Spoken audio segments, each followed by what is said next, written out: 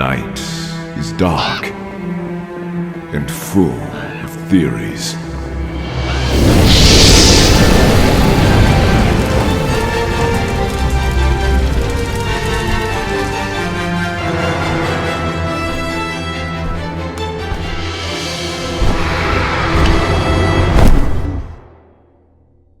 What if Sansa Stark married Jaime Lannister, not Tyrion? Part 2. Let's explore the depths of it in the video. Sansa Stark didn't know what to expect when she arrived at the Wall, but even this went beyond her wildest expectations as she knelt before Bowen Marsh and the ruling council of the Night's Watch. These men were selected to lead the Order while a new Lord Commander will be selected. As for the last one, her bastard brother Jon Snow met with an unfortunate end, according to the First Steward. Died during arranging, he did. Sad to see someone so young go. He would have been risen high in the Night's Watch, but he'd always had more courage than sense, and it couldn't be helped. I am saddened to hear of my brother's passing, my lord. I thank you for telling me this. It is no worries, my lady, but I would like to hear your story and why you come here. To answer the truth, I'm not entirely sure either. All I know is this. I was a prisoner to the Lannisters, who sought to marry me to Sir Jaime in order to secure their hold over the north. And yet this only furthered the divisions, as the Boltons plotted against King Stannis and arrived, having found my brother, Rickon Stark, and now claimed him as the Lord of Winterfell. Now there are even reports that the Vale is riding to aid Stannis. That is quite the story, my lady. You have my sympathy. You have my sympathy for having lost your home twice in such a short time. However, the Wall is not a refugee camp. This is a place for only men of the Night's Watch. Unless you mean to take the black. To her side, Daven Lannister glances at her. Part of him wants to bring up the fact that he sent a letter to Jaime, telling them of their location, and if he knows his cousin, he will be coming here with an army. However, he glances at Bowen and the other men. He notices the nervous glances they shoot each other. It is clear there is more to this than they are saying, and he bites his lip. As generous an offer as that is, I do think it is necessary. We simply request shelter until we can find a ship to take us home. You can go to Eastwatch by the sea. There should be a ship there willing to travel south to White Harbor or Goldtown. We can provide you an escort and have you settle there until the ship departs. That should suffice, and we thank you for your help. The journey to Eastwatch takes several days. They travel along the length of the Wall, icy paths leading the way eastward. However, in the older abandoned castles, these paths have fallen into disrepair, forcing them to descend and travel through the ground. During one of these trips, they descend nearby Sable Hall and take shelter in the keep. Daven and his men secure the castles while Brienne takes her inside. In truth, Sable Hall was little more than a ruin, with its main keep looking like it's been gutted and emptied of its contents. The other buildings are little more than a few halls and collapsed sheds. Because of that, he does not notice the sound of footsteps until they are right on top of them. Brienne gasps as a figure stumbles through the halls, barreling through the collapsed doors and knocking them off their hinges entirely. She draws her sword and comes face to face with a massive boar. Behind him comes a wildling man, bearing a long staff. Borok, the warg. Brienne shouts for the guards to form up with her, but the man raises his hand, and the boar lowers its head. Peace, friends. I bring news you must know. That crow, the old pomegranate, has been lying to you. It wasn't no ranging that killed Jon Snow. It was him and all the others in their council. Sansa gasps. Even Brienne lowers her sword, commanding him to speak. So Borok does, telling them everything. There were wildlings in the castle. They were there to be trained by Jon Snow and serve in the Night's Watch. Just one of the many things that had eventually turned the crows against him. The final slight came when he announced his plans of riding south to Winterfell and attacking Ramsay, breaking the Night's Watch neutrality. Borok was amongst those willing to go with Jon, but before they departed, Jon was assassinated by Bowen Marsh and the others. Borok witnessed this through his boar and slipped out, warning the other wildlings. However, they could not act because the Black Brothers still have their kin as hostages, and they are forced to remain silent on what truly happened. I got no family with me, Southerners. Only my war. But I'm not going to let my people be turned into slaves, whether they be those north or south of the Wall. That's why I'm here, to ask. Help me save them. Take back the Wall and rescue those in Hardhome. You'll find plenty of warriors willing to stand with you and take your castle for you. Winter belongs to Stannis now, old-timer. He has placed Lady Stark's younger brother on the throne, and most of the North have recognized him as their lord. So why are you here and not there, ladies? The situation is complex. Ain't it always? So, are you really Lord Snow's sister? Half-sister. Jon Snow was my bastard brother.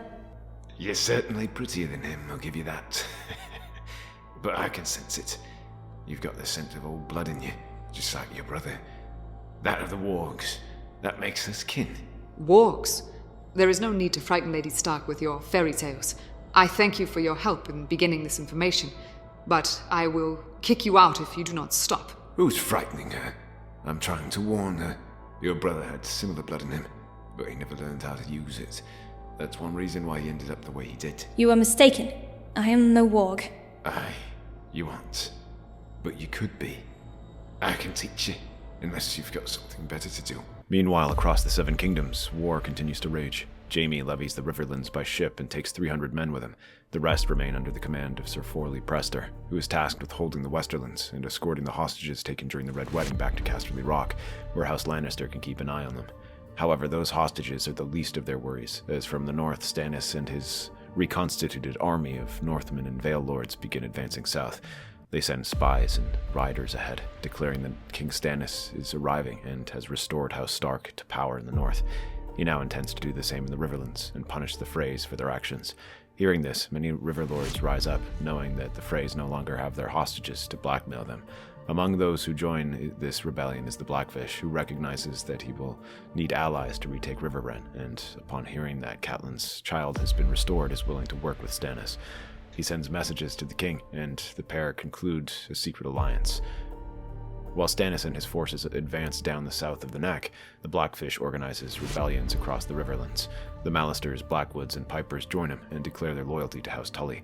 However, Brendan does not join them. Instead, he gathers bands of outlaws, runaway Northmen, and hedge knights. Their target isn't any castle, but the prisoner columns departing the Twins. Among them are his nephew, Jane, and dozens of highborn lords, knights, and other captives taken. Their outlaws shadow them as they depart Riverrun and wind around the bend of the Tumbleton when the first arrows begin to launch.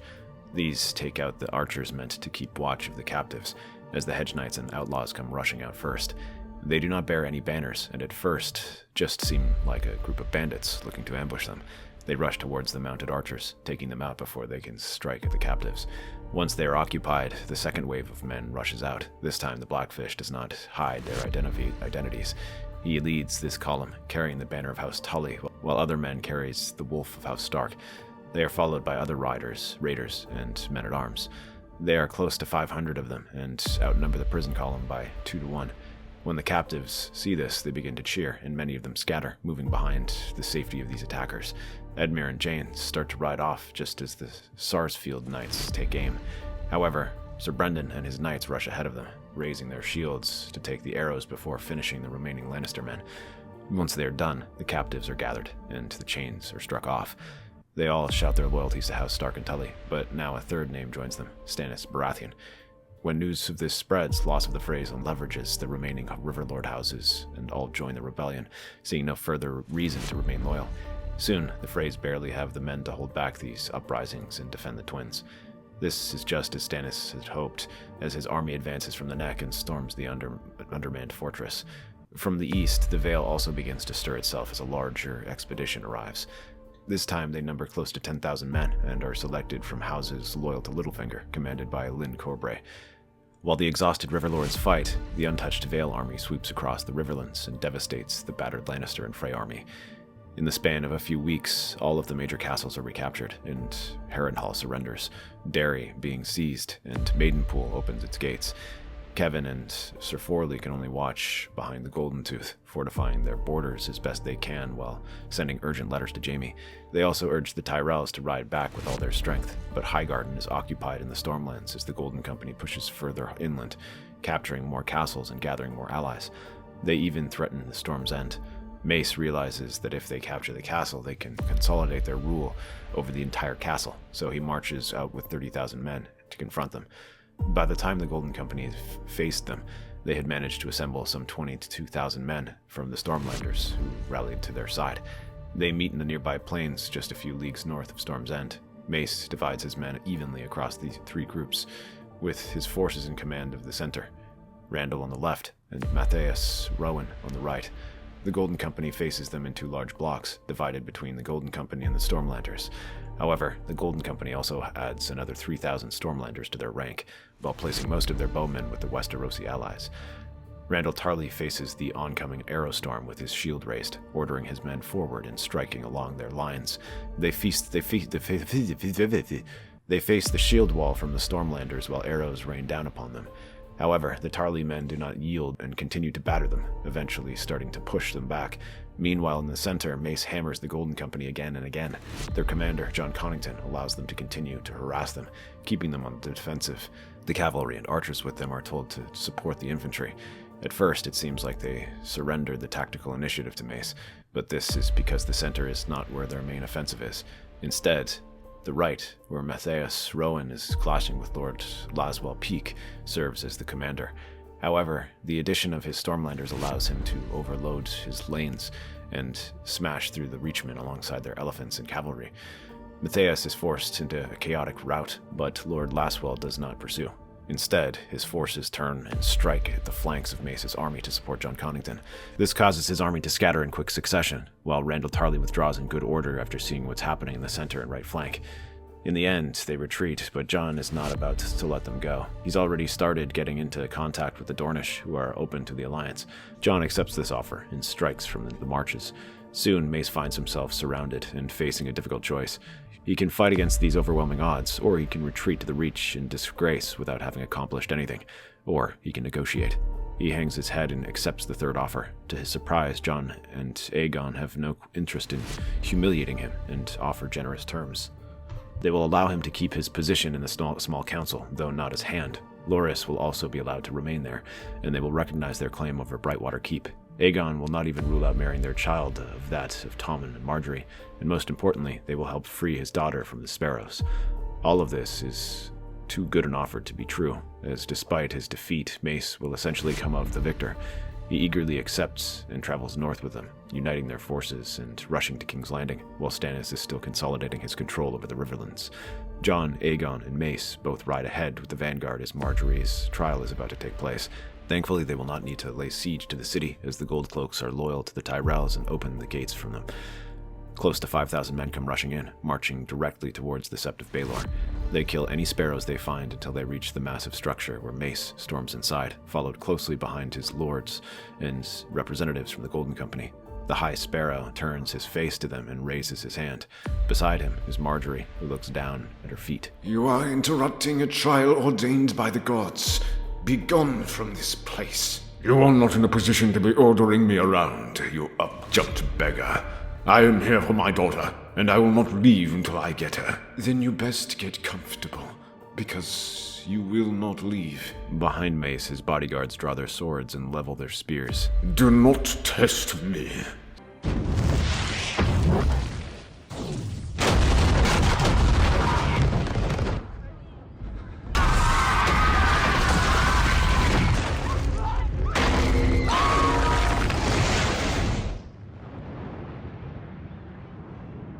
Cersei allows herself the faintest smile as she watches the explosion ripple across the city. It was just as Qyburne's spies had warned her. They had found the army advancing up the King's Road, flying the banners of the three-headed dragon and the Golden Rose. There was only one location they could have gone after. She had no army to face them. Jaime was still missing, and all she had was wildfire. In the coming days, the whole city is left in chaos. 100 tales are spun and spread about what had happened in the Sept of Baelor. No one knows who caused the explosion, only that a great green fire had engulfed the Sept, almost as if there were a second sun within the city. However, one popular tale begins to emerge. It was Aegon, the boy who had attempted to perform some ritual to turn himself into a dragon, and opted to do it in the most sacred of places.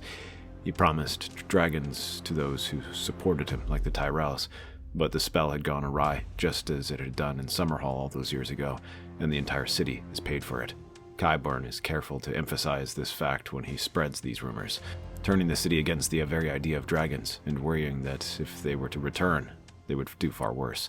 By extension, this also harms Stannis' reputation, who relies on Melisandre and her fire magic. In the meantime, it allows Cersei to barely cling on to power in King's Landing, as the Stormlands are left in chaos, with the Golden Company and the Reach left leaderless after this encounter. The rest of the army halts its advance, unsure what to do. They had intended to seize King's Landing both to crown Aegon and to rescue Marjorie, but those goals are now beyond their reach. In fact, their only ties to the Iron Throne are through the Lannisters. Some men simply slip off, seeing that they no longer have any reason to fight. Others urge their lords to march on the capital and seize it. Meanwhile, others simply retreat back to the Stormlands. Even if they were to capture the capital, few know what to do after, as with Marjorie dead, the Reach no longer has a claim to the Iron Throne. And as rumors of Aegon's failed ritual reach the Reachmen's ears, they blame the Golden Company for the death of their lord. Many of the sellswords are furious at this, and they begin to clash with one another in a series of skirmishes. Randall Tarley eventually takes command of the situation and begins executing those responsible for the skirmishes. He agrees that attacking King's Landing now would be pointless, but he also warns against spreading any rumors about the Golden Company.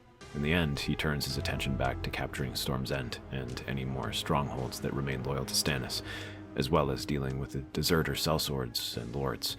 But as he is about to give order to that, a figure enters their tent. He is hooded and stumbling above, but walks with the aid of 2 Tyrell guardsmen. The man wears an iron mask over his face, and Randall Tarley reaches for his sword. You will do no such thing. King's Landing is for us to take. You will march your soldiers out there now. And who are you to give me orders like that? The figure does not answer. Instead, he simply lifts his mask up and shows the face underneath, scarred and burned, with his once handsome features reduced to a mesh of raw flesh, even more ruined than the Hound.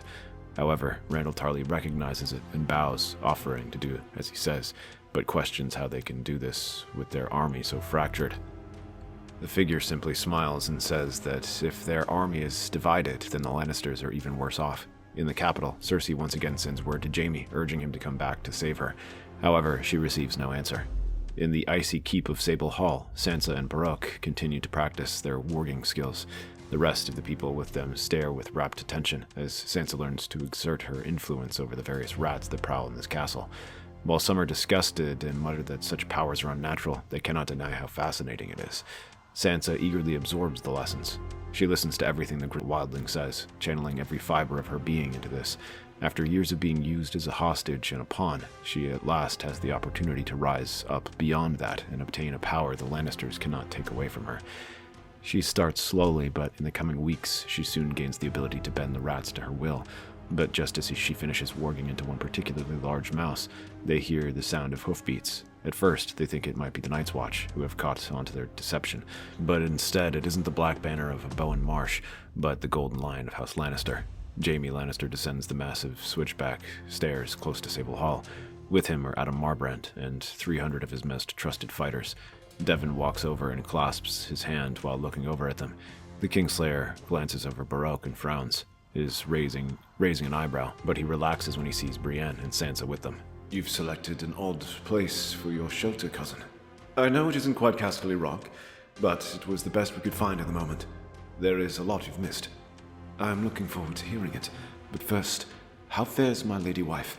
It seems you have picked up a few skills since I was gone. I am fine, my husband. However, I am still curious as to what we can do now. Davin and Sansa both take a deep breath and explain everything that has happened since Sansa's arrival, from Stannis' resurgence to the arrival of Rickon Stark. They mention their promise to Baroque, who offers to gather wildlings in support of them if they punish the Night's Watch.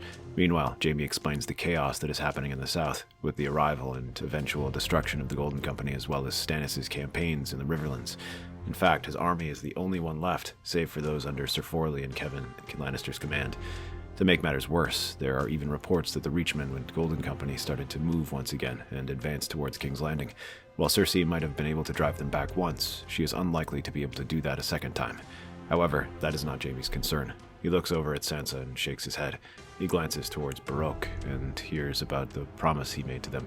Another debt he must pay. Jaime thinks sourly, but he also recognizes the opportunity. The wildlings are numerous enough to form an army, and they have no reason to love the North. Well then, if we made this agreement, will you help me retake Winterfell with your army once we've rescued your brothers and sisters? Sure, I doubt these Southerners will like us any more than the Crows. If it means we will be able to live under our new lands without any further threats, I'll fight alongside you. I bet I could convince many of my brothers too. Hang on. You wish to take Winterfell by force, but those are my people. Is my brother there as their lord? It is the only way we can ensure you return there, my lady. It is regrettable, but this is war. We will try to spare little Rickon, of course. He is probably just Stannis' puppet, so he is in no danger to us. And what of the rest of my people? Those lords who marched beside him?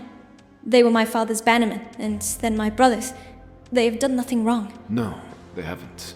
But I made a promise to your mother that I would bring you home, and I am yet to do that. May I speak freely? Why do you care so much for a promise you made to my mother? Weren't you enemies? My lady, is now really the best time to be asking questions like this? Why not? Jaime is supposed to be my savior. Then I should be allowed to ask why. If nothing else, he is my husband. Don't you think he should be honest to me about these sorts of things? Actually, I'm concerned about that as well. Why all this effort, especially since it seems like Winterfell is lost to us? Why do so much to reclaim it and rule people who don't want to be ruled? At least not when King's Landing is under threat. He speaks truly of Jaime. All this effort for Winterfell. We should be south, without people defending our homes. What about your sister? I cannot face my sister. Not now. Not ever again. Cersei, she has betrayed me just as I have betrayed myself 100 times. I've broken almost every oath I've ever made. I've damned myself in the eyes of the realm. But I will not damn myself by failing to do the one thing I was charged with. Jaime, you have not failed. Haven't I? I failed to protect my king 3 times. I failed to protect my brother and my father.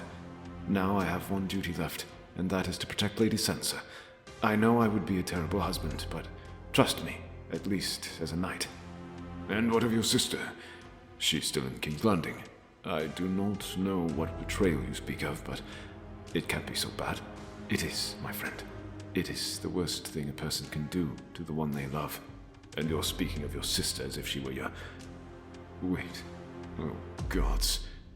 Those rumors. You can't possibly mean that. Yes, they are true. 7 hells. I think I'm going to be sick. How could you do something like that? Why would you even... Jaime. Condemn me if you like. I will not begrudge you after all the wrongs I've done. What I did with Cersei is the least of my failures. It is where all of this started, but I will not let it be where it ends. That is why I must do this, so that I can at least look at myself and say I tried. Say I did something I can be proud of. What you're asking us to do, you're expecting us to leave behind our homes, our friends and family in Casterly Rock for this. My sisters are still back home in the Westerlands, and now the whole realm is plotting against them. My home was taken by Robb Stark in the war. My father and my youngest siblings were all taken prisoner. I cannot allow that to happen a second time. I know. I cannot ask this from either of you. Or you, Lady Brienne. You have all done your duty, and if you wish to return to your families, I will not begrudge you. For a moment there is silence, save for the crackling of the fires nearby. Brienne blinks, tears, and looks at the man she had traveled with.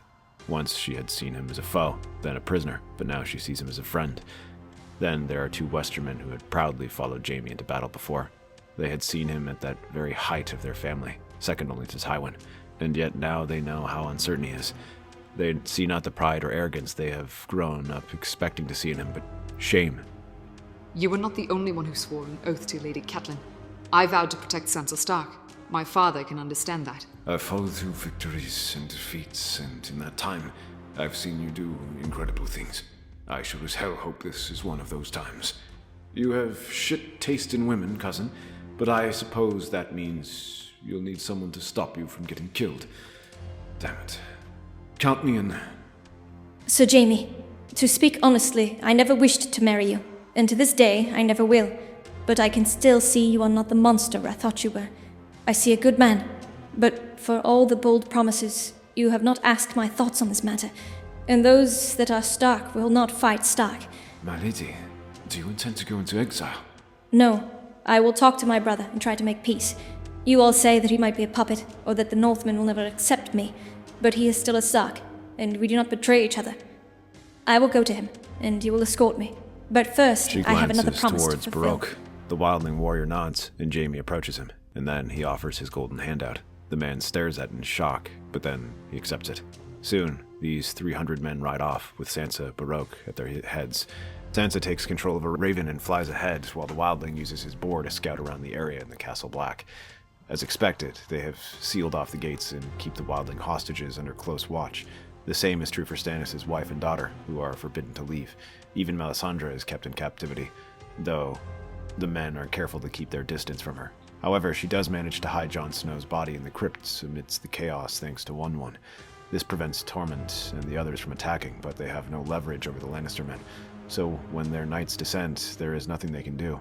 Horns blare frantically as Bowen Marsh rallies his men, but the attackers do not come from the gift. They instead come from the east, as squadrons of Lannister horsemen burst out from these trees, raising their banners high and leveling their lances. The Night's Watch desperately tries to form barricades to keep them back, but behind the horsemen comes a massive boar that simply smashes through the hastily assembled crates and throws them aside. From the sky, a raven craws and scratches at the archers who try to fire with their talons. These allow Sir Devon and Adam to rush forward, cutting down anyone who gets in their way. Once they're inside, the battle quickly turns into a rout, as many of the mutineers are rounded up and arrested.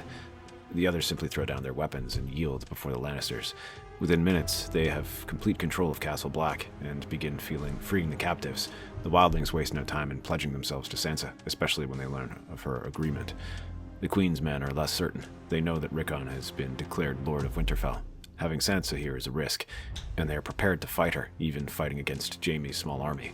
Sir Axer spits and declares her a lion lover and a traitor. Sir Adam responds by drawing a sword, while Brienne challenges him into single combat. Her eyes blaze as she thinks of Renly and what these men had done to her. But before they come to blows, the air begins to grow warmer. Enough of that. Sansa Stark is not our enemy. I can sense it in the flames. Lady Melisandre, surely you jest. I assure you I am not. The wolves have long stood against the cold and dark. Will you do the same? Sansa nods. Then we are sisters, and I will help you in this endeavor. Do not trust her, Lady Sansa. She is the one who helped conspire to murder King Renly. Careful who you call king, my lady. He is more deserving of being called king than any of you ever will be. He was unfit to lead us through what is to come. He lacks the will to make hard decisions. That is enough. We didn't just make peace to plunge ourselves back to war yet again. Indeed. If you trust me, then let me take to your brother, Lady Sansa. She gestures for them to follow to the Lich Yard, where One removes the cover of one of the tombs, revealing the body of Jon Snow. Despite how long he had been trapped there, he didn't show the slightest hint of decay. He looks as though he were sleeping. But they do not marvel for long as Melisandre approaches him and places a kiss on his forehead. A warm wind blows, briefly quieting the howling colds that they have gotten accustomed to. It is as if the Lord of Light itself sends his blessing. And then Jon's eyes open, and he jerks up. The rest of them gasp. Free folk fall to their knees and tremble. The Queen's men proclaim it a miracle and shout, but Sansa simply stares at her brother and takes a step forward. Jon looks over at her, and the shock is replaced with relief at seeing his family, the family who's still alive. And then he begins to tear up as he smiles. Sansa sobs and runs over towards him, wrapping her arms around her brother. He even feels as warm as he did when he was alive. I never thought I'd see you again. You were dead. No, it seems like I'm not dead just yet. The two of them continue their hug for a few more moments, though they wish it didn't have to end. Unfortunately, their duty does not give them the chance to rest. They immediately turn their attention to their next move. With the Lannisters and wildlings, Jon now has the freedom to act as he wishes. Castles are now garrisoned with Lannister men as well as the wildlings, while the mutineers are all executed. The rest of the Night's Watch are all made to swear an oath, reaffirming their vows to obey their Lord Commander, and to make sure contingents of Lannister men, wildlings, and Queensmen are sent to watch over them. As all castles are garrisoned, their gates are opened to let the remaining free folk through, while the Lannister ships used to transport Jaime travel beyond the wall to Hardham home. However, the sight that greets them is devastating. It was just as Melisandre had feared. The ships that Jon Snow sent out were ruined, grounded, and attacked from below by the Whites, which had trapped the rescuers. But this time Jon and Sansa are more careful. Baroque and the other wargs begin to warg into the fish below the sea and watch as the Whites begin to gather.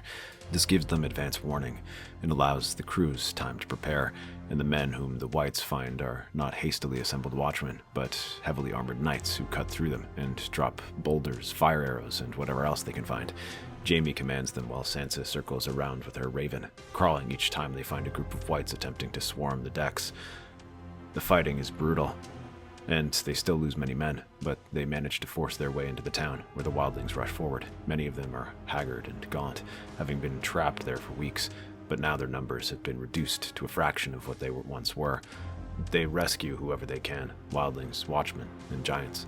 The ships take whoever they can carry, and even brave return trips, though each one becomes more dangerous than the last. Of the 8,000 wildlings that escaped there, perhaps a quarter managed to escape. Still, between them and those wildlings who have managed to cross the wall, their numbers grow to over 10,000, many of whom now man the wall, but around 3,000 of them march south with Jon, who resigns his position as Lord Commander. He leaves command of the wall to Dennis Mallister. He leaves with Melisandre, Sansa, and Jaime, and the rest of their retinue, but their army movements are heralded by a flurry of letters. Melisandre writes to Stannis, while Jon writes to Rickon. Soon, their host begins marching south, numbering less than 4,000, wary and tired, but eager to continue whatever fight might lay ahead. Thankfully, not all the Northmen are hostile to them as they expect. Alice Karstark, whom Jon had aided before, offers them shelter in Carhold, though she had just retaken it. She also provides them with guides, offering to move them through the less traveled routes where the other lords might not notice them as quickly. They managed to cross the Umber, Karstark, and Bolton lands to press toward Winterfell, but along the way they run into another familiar face. To Sansa's shock, she finds Sir Dantos waiting for them on the King's Road. He explains that he has been sent there by Littlefinger to offer his aid. The Lady of the Eyrie promises to send another 4,000 men to aid them. He explains that this is his way to ensure peace, so long as the Northmen believe that they can defeat Sansa, who they see as a traitor, and Jon, who is deemed as an oathbreaker. In a quick battle, they will try to destroy them.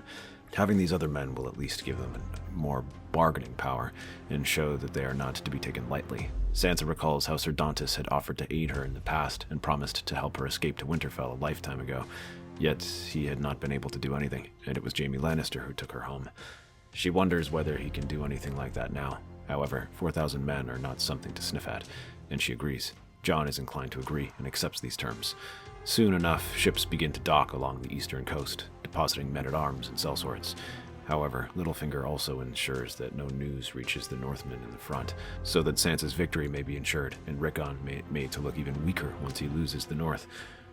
Soon, the only men who hear about this are the lords who are already in the north, among them Wyman Manderly, who sends word to the young lord and provides him with an army in White Harbor, as well as any other men the northern houses can spare.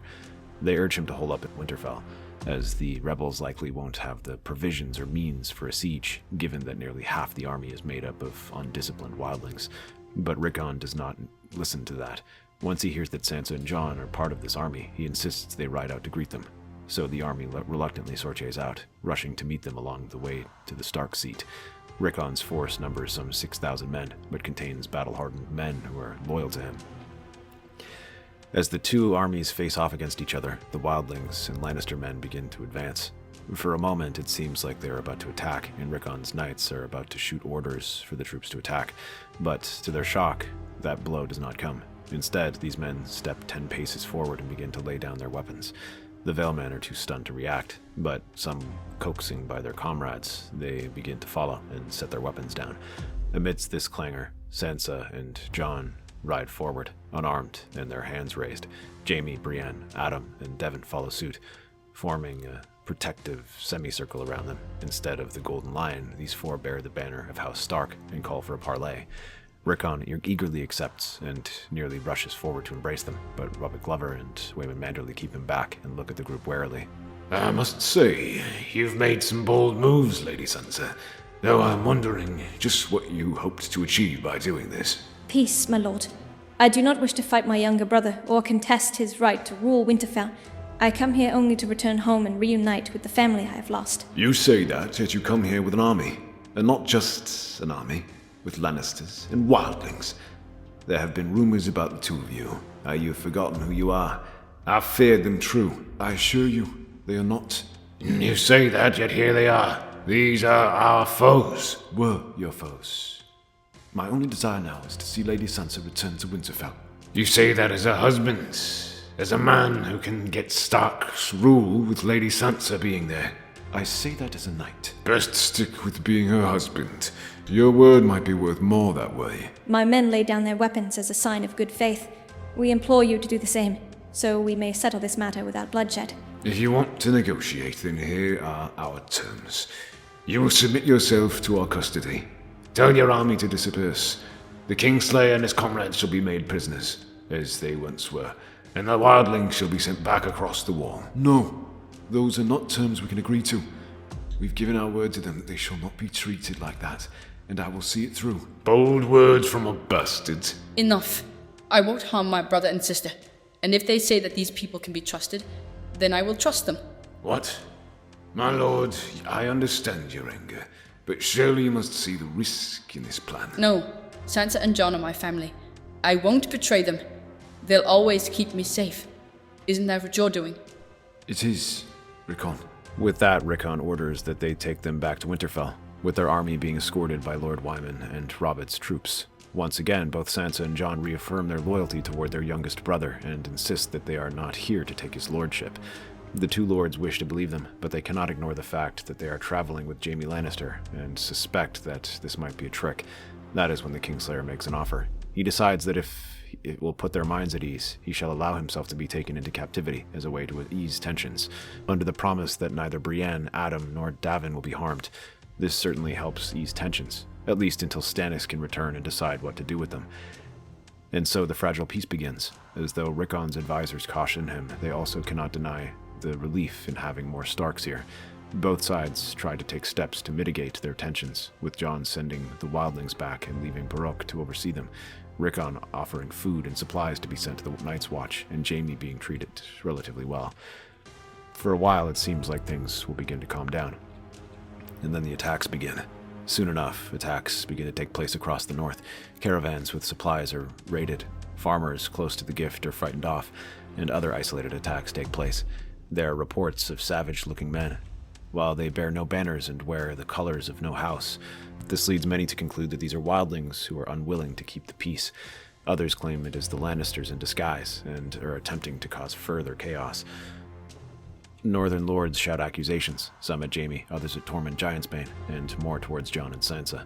But amidst these shouts, Valeman whisper. The men Littlefinger promises were soldiers he knows are loyal to him. Those promised rich rewards by their command. Benedar Belmore. They spread rumors, reminding the Northmen of how the Lannisters raided the Riverlands countryside using these same tactics. Sansa denies this, and Jon points out the strange behaviors. They do not raid things, but focus only on destruction as food stores are destroyed. He points out that the wildlings take whatever they can carry. Meanwhile, the Lannister soldiers are far more disciplined by this. But these claims fall on deaf ears, and accusations continue to fly. The arguments rage for hours. Rickon, though he staunchly defends his siblings, is a child, and his voice is lost in the sea of grizzled, fearful lords. A raven is finally sent, a summons written to the king. All the time, Stannis is pressing forward into the Westerlands, aiming to take the Golden Tooth through the siege when he receives this letter. At first, he wishes to ignore it and tell the northern men to settle, but his advisors remind him that Rickon is still a child. He does not have the experience to rule, forcing Stannis to reluctantly turn back north, leaving the siege in the hands of Sir Richard Horpe. Weeks later, Stannis rides into Winterfell and listens in stony silence in the hall as the lords present their conflicting accounts. The boy cannot control his bannermen, and yet you all demand independence when this war began. And you, Lady Sansa, arrive here with a Lannister husband and a wildling host. This is not a realm. This is a spark in a tinderbox. The root of this cause is clear. Sir Jaime Lannister will be executed for his crimes at dawn. Why he was kept alive is beyond me. Begging your pardon, your grace, but the wildlings and the Lannisters are not our foes. Melisandre must have said as much. Yes, she informed me of the situation in Castle Black. It is only because of that letter that I do not consider you an oathbreaker, Jon Snow. However, it does not change the fact that Jaime Lannister is an enemy of the realm. Your grace, no! He came under a banner of peace. He laid down his arms and protected me. To kill him now is not justice. It is murder. It would make us no better than the Freys. Surely you can see the good he's done. One such good deed is not enough to redeem a lifetime of wickedness. But it is enough to condemn him. Swords unsheathed. I think not. I will not sit idly by and allow you to harm this man, especially from the likes of you. Then you are free to share the Kingslayer's punishment as a traitor. Traitor? From the likes of you, a man who is both. You murdered your own brother and stole the crown from him. I know it. I saw the monster that killed your brother. It bore your face. I will never forget that until I die. You lie. You don't sound sure. You've never seen that monster, have you? No, you simply sent it out to murder your brother, and now you call yourself an arbiter of justice. My brother stole the throne from me. Your brother will be twice the king you ever will be. Just as Sir Jaime will always be twice the knight you are. And what has Sir Jaime done to earn such high praise, aside from keeping one oath amongst 1,000 lies? He saved King's Landing. Laughter rings out in the halls. Northmen jeer and Stormlanders laugh at the notion, but Stannis doesn't say a thing. He keeps his eyes on Jaime, who in turn stares at Brienne. Her eyes are wide, almost pleading for him to speak. Finally, he clears his throat. Wildfire. The Mad King had caches of wildfire placed across the city. He intended to detonate them in case he lost the rebellion. He would have done it too if I had not stopped him. To make a pie of 500,000 people and call it his. A horrified whisper ripples through the room. Stannis' eyes narrow, a flicker of something beyond cold duty in their depths. What proof do you have of these claims? The Sept of Baelor. How do you think it exploded? You think it was because of Aegon? Tell me, if you ever retake King's Landing, look into the Dragon Pit, the Street of Steel, beneath the King's Gate, and you will find your answers. Killing me serves nothing. Let me help you fight the real war. Stannis studies him for a long, agonizing minute. The rigid set of his jaw softens. The law demands an execution. But the realm, teetering on the brink, sometimes requires a different calculus. Stannis announces that Jaime shall live until these claims are verified. However, that proves more difficult than intended, as King's Landing is now in the hands of the Tyrells. They had captured it while the Northmen were fighting, and Stannis was laying siege to the Golden Tooth. Although he had intended to take it, the attacks on his rear by the Lannisters forced him to direct his attention towards them. However, Cersei Lannister is now dead, and Tommen a prisoner, leaving only the Tyrells to deal with.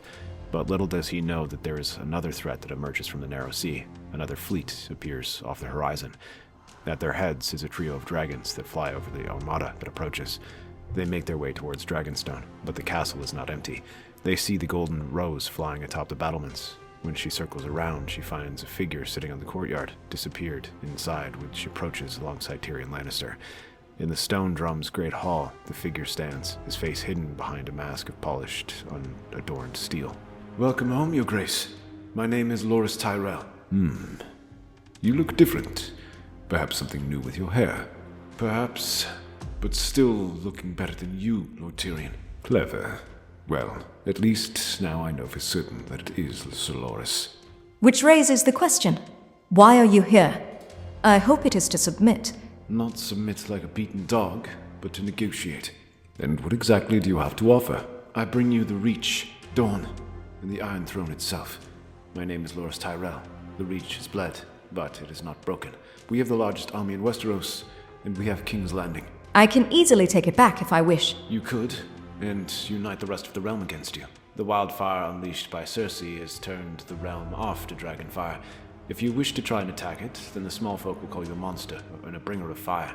But with the Reach, you can provide food instead and wealth. The armies of the Reach and Dorne will swear fealty to you. In exchange, you will spare the life of Tommen Lannister. My sister was fond of him. You will marry my eldest brother Willis, uniting our houses and securing the food and swords of the Reach for your reign. And I suppose some reward must be found for the Dornish. The Tyrells are the key to the kingdom, Your Grace. And sparing Tommen is a show of mercy the realm will not forget. This is a better offer than any conquest could guarantee. The dragons cannot rule a kingdom of ash. I accept your terms. Together, we will take back what was stolen from us. Soon, Daenerys arrives on the mainland, not as a conqueror, but as a returning hero. She finds the gates of castles and cities open to them across the Crownlands. They pledge themselves to her cause, and it is just as Viserys had said. However, just beyond the Crownlands, the Riverlands remain out of her reach. With his forces bolstered and Jaime by his side, he now has a legitimate claim to Castle Rock.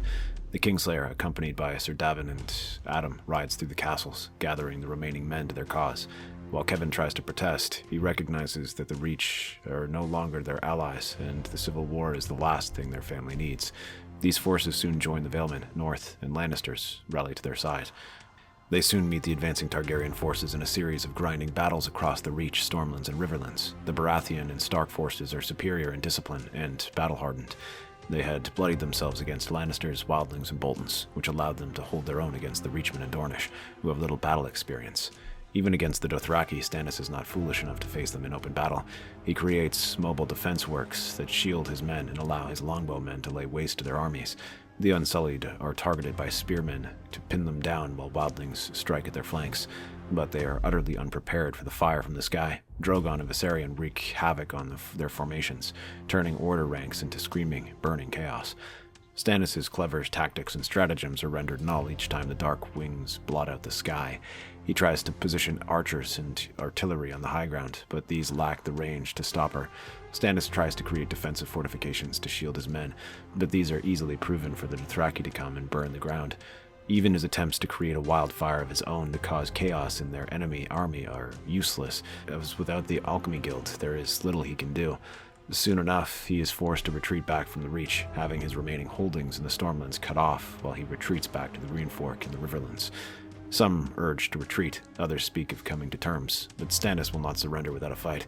He decides to gamble on it, one final battle across the banks, but as he prepares for that task, he sits by the river and does not hear the footsteps until they are upon him. You spoke the truth in Winterfell about Renly. I saw him in a dream after.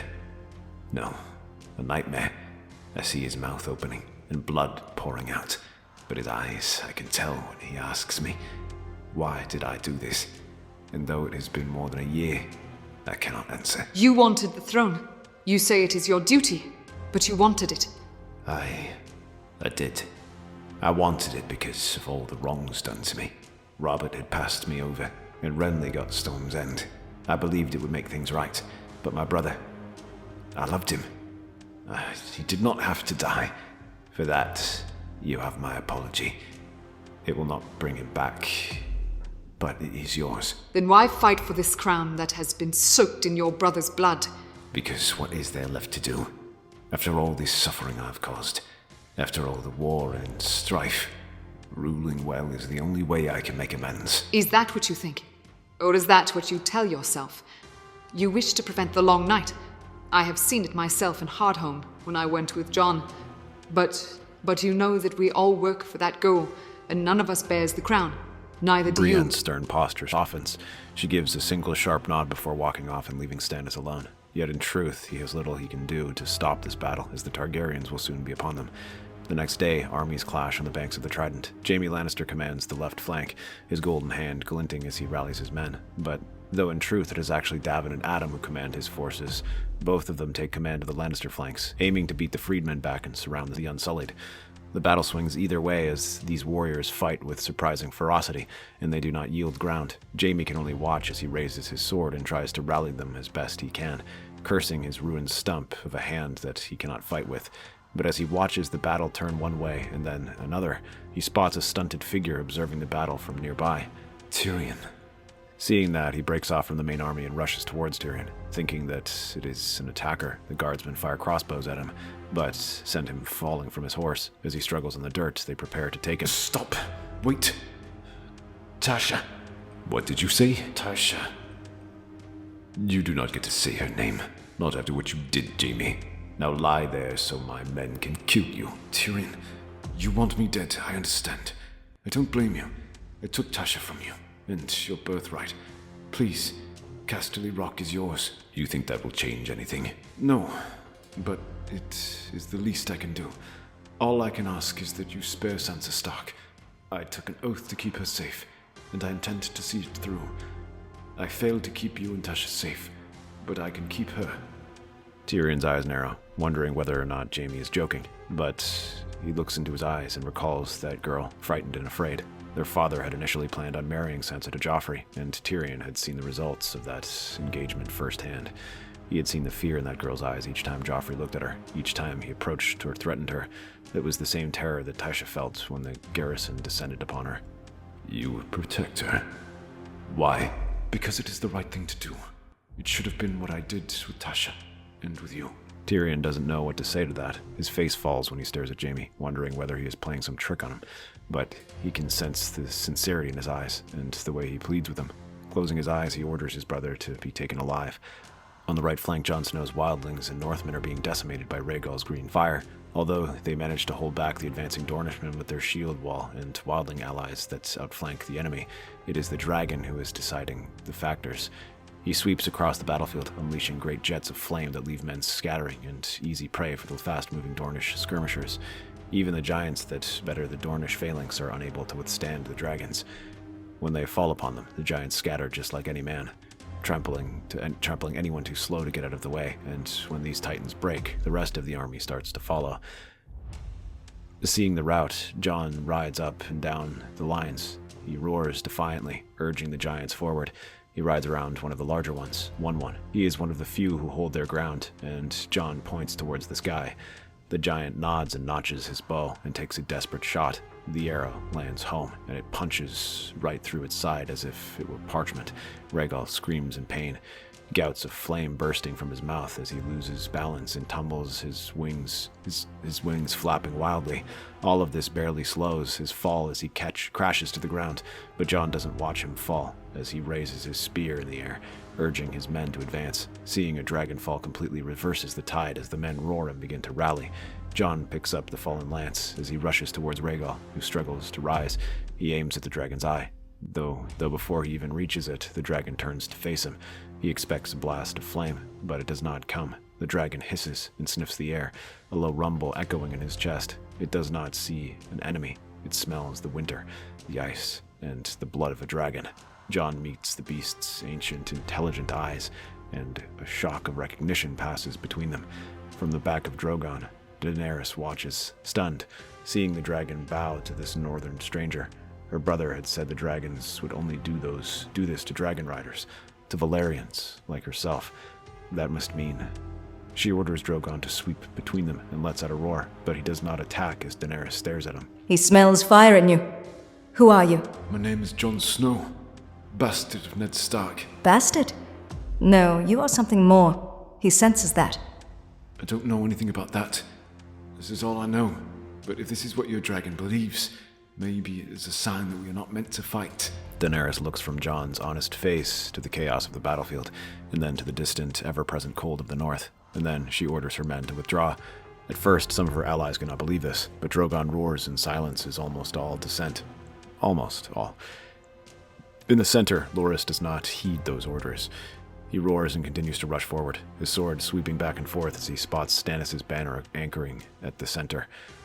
The Knight of Flowers roars defiantly as he leads a force of men to confront him, but before he can, a figure blocks his path. Not a step further, sir. Loras responds by roaring and galloping forward, slashing his blade at her. The Lady Tarth does not buckle under this assault and pushes his blade aside. The two rush at one another, their weapons flashing as Loras roars, raining attacks down on her without any concern for technique. He simply wishes to get past her and reach Stannis. Meanwhile, Brienne fights defensively, blocking each of these strikes and rarely attacking as she refuses to harm Loras. Meanwhile, the knight's vision turns red as he pictures Renly's bloodied corpse on the floor and tries to redouble his efforts. He makes one more push, but Brienne catches his sword and shoves him back. Get out of my way! Sir Loras, you must understand. Stannis is not our foe. How can you say that? He murdered Renly, and I thought you loved him. I do love him. That is why I cannot let his only brother die. That is why I cannot let you die trying to exact vengeance. Renly would want this. Would he? When have you ever known him to crave vengeance? Loras gasps and shudders. He looks over at Brienne, tempted to strike her down. Instead, he reels as if stuck. The question was honest and much harder to answer than he would have liked, not because he doesn't know what he would have done. He knows exactly what Renly would have done. Please withdraw. Save yourself. Loras stares at Brienne, feeling tears welling in his eyes, but he does as she requests. As the army withdraws, many expect the battle to continue the next morning, yet the side moves, and instead letters and messengers are exchanged. Terms are offered and readjusted, trying to find a solution without further bloodshed. That is, until one letter shakes the entire battlefield. Stannis writes to Daenerys, offering her the Iron Throne. Stannis Baratheon stands before the gathered lords of Westeros. At his side is Brienne, her head held high. I sought the Iron Throne because it was my duty, but my duty is to the realm. A divided realm will fall to winter. A united one may yet stand. Let the past die with us. I relinquish my claim. Rule. But rule justly. Daenerys can hardly believe this, but she readily agrees. In the coming weeks, the peace proposal begins to take shape. A small council forms around Daenerys. Tyrion remains her hand, while Stannis is given the position of Master of Ships and a special advisor, while Shireen and Marcella serve as her handmaidens. Loras is made commander of the Kingsguard, and Brienne is one of his knights, while Daenerys marries Willis Tyrell. Dornishmen are given new positions in the council. Sansa is named Lady of Casterly Rock, helping Tyrion rule. She invites Baroque and the other wildlings to serve there, helping the Seven Kingdoms reconnect with the old magic long forgotten. Jon does the same thing in the north, helping Rickon rule. However, the young bastard is invited to serve in the Queen's court once Rickon is ready to learn more about his past. Seeing this peace forming, Littlefinger realizes it is best to remain quiet and continue ruling in the Vale in secret. In the deep vaults of King's Landing, the remaining wildfire caches are found, proving Jaime's claims true and finally giving him the name he was owed, savior of the city.